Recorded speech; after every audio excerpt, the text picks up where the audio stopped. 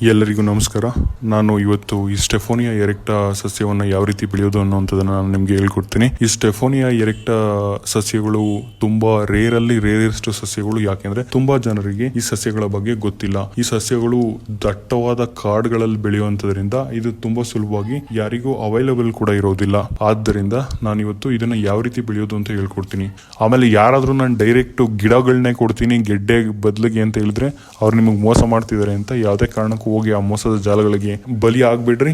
ಈ ಅಮೃತಾಂಕರ ಸಸ್ಯ ಅಥವಾ ಈ ಸ್ಟೆಫೋನಿಯಾ ಎರೆಕ್ಟಾ ಗೆಡ್ಡೆಗಳು ಸಿಗೋದು ರೇರ್ ಆಗಿ ಸಿಗುತ್ತೆ. ಈ ಬೇರೆಯವರೆಲ್ಲ ಬೇರೆ ಗೆಡ್ಡೆಗಳನ್ನೆಲ್ಲ ಕೊಟ್ಟು ಸ್ಟೆಫೋನಿಯಾ ಎರೆಕ್ಟಾ ಅಂತ ಹೇಳ್ತಾರೆ, ಆದ್ರೆ ಅದು ಸ್ಟೆಫೋನಿಯಾ ಎರೆಕ್ಟಾ ಆಗಿರೋದಿಲ್ಲ.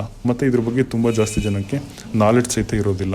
ನೀವು ಇದನ್ನ ಶಿವಂ ಬಜಾರ್ ಇಂದಾನೆ ಬೈ ಮಾಡಿ. ಅಲ್ಲಿ ನಿಮ್ಗೆ ಅಥೆಂಟಿಕೇಟೆಡ್ ಆಗಿರುವಂತಹ ಜೆನ್ಯೂನ್ ಆಗಿರುವಂತಹ ಸ್ಟೆಫೋನಿಯಾ ಎರೆಕ್ಟಾ ಗೆಡ್ಡೆಗಳೇ ಸಿಗುತ್ತೆ. ಮೊದಲನೇದಾಗಿ ನೀವು ಏನ್ ಮಾಡ್ಬೇಕಂದ್ರೆ ಈ ಸಸ್ಯದ ಏನು ಗಡ್ಡೆ ಇರುತ್ತಲ್ಲ ಆ ಬಲ್ಬನ್ನ ಅಥವಾ ಗೆಡ್ಡೆಯನ್ನ ನಿಮಗೆ ಬಂದ ಮೇಲೆ ಅಟ್ಲೀಸ್ಟ್ 24 hours ನೀರಲ್ಲಿ ನೆನೆಸಿಡಬೇಕು. ಅದಾದ್ಮೇಲೆ ನೀವು ಮರಳಾಗಿರುವಂತ ಮಣ್ಣನ್ನು ತಗೋಬೇಕು. ಮರಳು ಮಣ್ಣು ಮತ್ತೆ ಸ್ವಲ್ಪ ಜಲ್ಲಿ ಇದ್ರೆ ಓಕೆ. ಮರಳು ಮಣ್ಣು ಜೊತೆಗೆ ಜಲ್ಲಿಯನ್ನ ಮಿಕ್ಸ್ ಮಾಡಿ ಅದ್ರ ಜೊತೆಗೆ ಈ ಬೂದಿ ಅಥವಾ ಚಾರ್ಕೋಲ್ ಅನ್ನ ಪೌಡರ್ ಮಾಡಿ ಅದನ್ನ ಮಿಕ್ಸ್ ಮಾಡಿ. ಯಾಕೆ ಅಂದ್ರೆ ಇದಕ್ಕೆ ಸ್ವಲ್ಪ ಫಂಗಲ್ ಇನ್ಫೆಕ್ಷನ್ ಆಗುವಂತ ರಿಸ್ಕ್ ಇರುತ್ತೆ. ಎಲ್ಲವನ್ನು ಮಿಕ್ಸ್ ಮಾಡಿ ಒಂದು ಪಾಟ್ ಅನ್ನ ತಗೊಳ್ಳಿ. ಆ ಪಾಟ್ ಅಲ್ಲಿ ಮಸ್ಟ್ ಅಂಡ್ ಶುಡ್ ಅದರೊಳಗೆ ಡ್ರೈನೇಜ್ ಹೋಲ್ ಇರಲೇಬೇಕು. ಯಾಕೆ ಅಂದ್ರೆ ಈ ಸಸ್ಯಕ್ಕೆ ತುಂಬಾ ಜಾಸ್ತಿ ನೀರ್ ನಿನ್ಕೋಬಾರ್ದು. ಮತ್ತೆ ಇದನ್ನ ಯಾವುದೇ ಕಾರಣಕ್ಕೂ ಡೈರೆಕ್ಟ್ ಸನ್ಲೈಟ್ ಗೆ ಇಡಬಾರ್ದು. ಯಾಕೆ ಇದನ್ನ ಡೈರೆಕ್ಟ್ ಸನ್ಲೈಟ್ ಗೆ ಇಡಬಾರ್ದು ಅಂದ್ರೆ ಇದು ಎಲ್ಲಿ ಬೆಳೆಯುತ್ತೆ ಸ್ಟೆಫೋನಿಯಾ ಎರೆಕ್ಟಾ ಗಿಡ ಅಥವಾ ಅಮೃತಾಂಕುರ ಸಸ್ಯ ಅಂತ ಸಹಿತ ಕರೀತಾರೆ ಇದಕ್ಕೆ.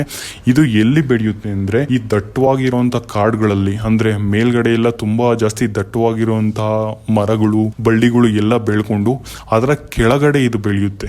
ಎಲ್ಲಿ ಸೂರ್ಯನ ಬೆಳಕು ಡೈರೆಕ್ಟ್ ಆಗಿ ರೀಚ್ ಆಗಲ್ವೋ ಆ ಜಾಗದಲ್ಲಿ ಇದು ಬೆಳೆಯುತ್ತೆ. ಆದ್ರಿಂದ ಇದನ್ನ ಡೈರೆಕ್ಟ್ ಆಗಿ ಸನ್ಲೈಟ್ ಅಲ್ಲಿ ಇಡಬಾರ್ದು. ಹಾಗಾಗಿ ನೀವು ಇದನ್ನ ಇಂಡೋರ್ ಅಲ್ಲೇ ಬೆಳೆಸಬೇಕಾಗುತ್ತೆ. ಮತ್ತೆ ಈ ಸಸ್ಯದ ಈ ಬಲ್ಬ್ ಏನಿರುತ್ತೆ, ಈ ಬಲ್ಬ್ ಅಲ್ಲಿ 2 ಭಾಗಗಳಿರುತ್ತೆ ನೋಡಿ. ಒಂದು ಭಾಗ ಮೇಲ್ಗಡೆ ಕಟ್ ಮಾಡಿರುವಂತ ಭಾಗ ಇರುತ್ತೆ, ಮತ್ತೆ ಇನ್ನೊಂದು ಕೆಳಗಡೆ ಸಣ್ಣ ಸಣ್ಣ ರೂಟ್ ತರ ಬಂದಿರುತ್ತೆ ಅಥವಾ ದೊಡ್ಡ ರೂಟ್ ತರ ಏನಾದ್ರೂ ಬಂದಿರುತ್ತೆ. ನಿಮ್ಗೆ ಕ್ಲಿಯರ್ ಡಿಫ್ರೆನ್ಸ್ ಗೊತ್ತಾಗುತ್ತೆ. ಅದನ್ನ ಕೆಳಗಡೆ ಇಟ್ಟು ಮತ್ತೆ ಮಣ್ಣೊಳಗೆ ಊತಾಕ್ಬಿಡ್ರಿ. ಜಸ್ಟ್ ನೀವೇನು ಮಿಕ್ಸ್ಚರ್ ಇಟ್ಟಿರ್ತೀರಲ್ಲ ಅದ್ರ ಮೇಲೆ ಇದನ್ನ ಇಟ್ಬಿಟ್ಟು ಸ್ವಲ್ಪ ಅಷ್ಟೇ ಒಳಗಡೆ ಪ್ರೆಸ್ ಮಾಡಿದ ನಂತರ ಅದಕ್ಕೆ ನೀರ್ ಹಾಕಿ ಒಂದ್ಸಲ ವಾಟರಿಂಗ್ ಮಾಡಿ. ನೀರು ನಿಲ್ಬಾರ್ದು, ಅದು ಡ್ರೈನೇಜ್ ಹೋಲಿಂದ ಹೋಗ್ಬೇಕು, ನಿಧಾನಕ್ಕೆ ಹೊರಗಡೆ ಹೋಗ್ಬೇಕು. ಆ ತರ ಮಾಡಿ. ಮತ್ತೆ ಇದಕ್ಕೆ ನೀವು 10 ದಿನ ಅಥವಾ 15 ದಿನಕ್ಕೆ ಒಂದ್ಸಲ ಅಷ್ಟೇ ನೀರ್ ಹಾಕ್ಬೇಕು. ಯಾಕಂದ್ರೆ ನೀವೇನಾದ್ರೂ ಯಾವಾಗ್ಲೂ ನೀರ್ ಹಾಕ್ತಾ ಇದ್ರೆ ಇದು ಬೇರ್ ಬರ್ದೆ ಒಳಗಡೆಯಿಂದ ಕೊಳ್ತು ಹೋಗುವಂತ ಚಾನ್ಸಸ್ ಜಾಸ್ತಿ ಇರುತ್ತೆ. 10 ರಿಂದ 15 ದಿನಕ್ಕೆ ಒಂದ್ಸಲ ನೀರ್ ಹಾಕ್ತಾ ಇರ್ರಿ. ಅದಕ್ಕಿಂತ ಬೇಗ ನೀರ್ ಹಾಕ್ಬಿಡ್ರಿ. ಮತ್ತೆ ಇದನ್ನ ಡೈರೆಕ್ಟ್ ಲೈಟ್ ಇಡ್ಬಿಡ್ರಿ.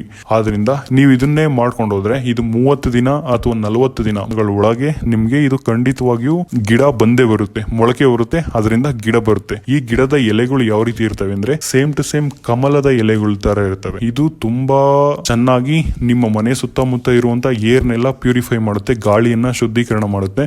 ಜೊತೆಗೆ ಈ ಸಸ್ಯಕ್ಕೆ ಅಮೃತಾಂಕುರ ಸಸ್ಯ ಅಂತ ಸಹಿತ ಕರೀತಾರೆ. ಇದನ್ನ ನಿಮ್ಮ ಮನೆಯಲ್ಲಿ ಬೆಳೆಸುವಂತದ್ರಿಂದ ನಿಮ್ಮ ಮನೆಯಲ್ಲಿ ಸುಖ ಶಾಂತಿ ನೆಮ್ಮದಿ ನೆಲೆಸುತ್ತೆ ಅನ್ನುವಂತ ಪ್ರತೀತಿ ತುಂಬಾ ಇದೆ. ಮತ್ತೆ ಈ ಸಸ್ಯ ಏನಾದ್ರೂ ಒಂದೇ ಒಂದು ಸಲ ಬೆಳೆದ್ರೆ ಇದು ಸಾವಿರ ವರ್ಷ, 100,000 ವರ್ಷಗಳಾದ್ರೂ ಸಹಿತ ಈ ಸಸ್ಯ ಸತ್ತೋಗೋದಿಲ್ಲ. ಆದ್ದರಿಂದ ಈ ಸಸ್ಯಕ್ಕೆ ಅಮೃತಾಂಕುರ ಸಸ್ಯ ಅಂತ ಕರೀತಾರೆ. ಮತ್ತೆ ಈ ಸಸ್ಯಕ್ಕೆ ಯಾವುದೇ ಎಕ್ಸ್ಟ್ರಾ ಕೇರ್ ಮಾಡುವಂತ ಯಾವುದೇ ಅವಶ್ಯಕತೆ ಇಲ್ಲ.